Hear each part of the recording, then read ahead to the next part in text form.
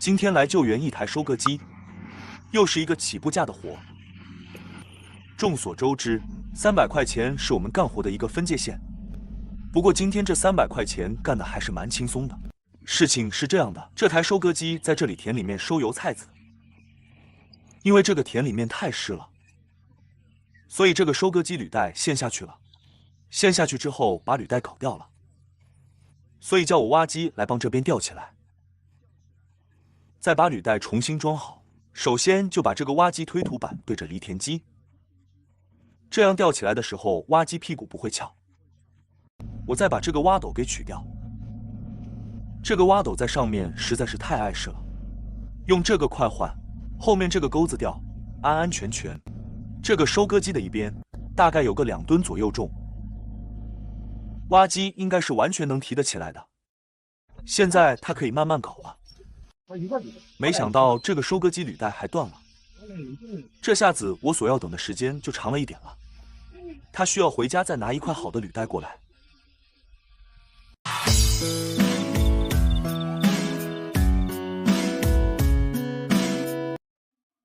帮这个断的履带搞出来了，接下来我们就等吧。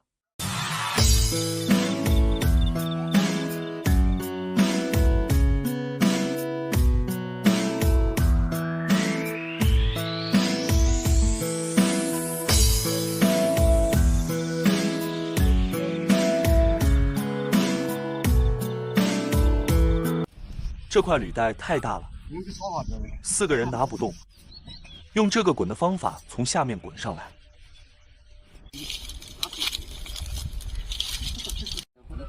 挖机这样子吊起来还是很好装的，如果不用挖机吊的话，他们一般都会用千斤顶顶起来，但是比较麻烦。感觉装这个履带比挖机装履带要简单得多。把这个履带的驱动轮先挂上去，之后再把后面这边引导轮用脚踩着一边转，转到里面的凹槽里面去。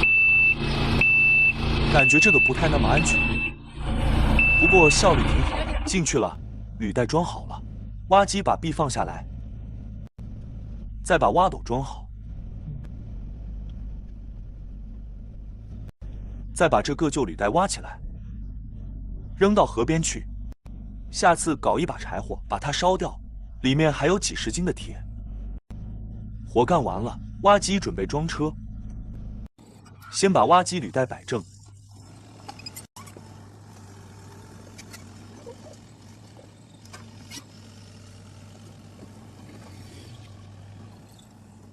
今天这300块钱真的还是蛮轻松的，挖机基本上没出什么力。大家觉得我们这个价格怎么样？欢迎大家评论留言。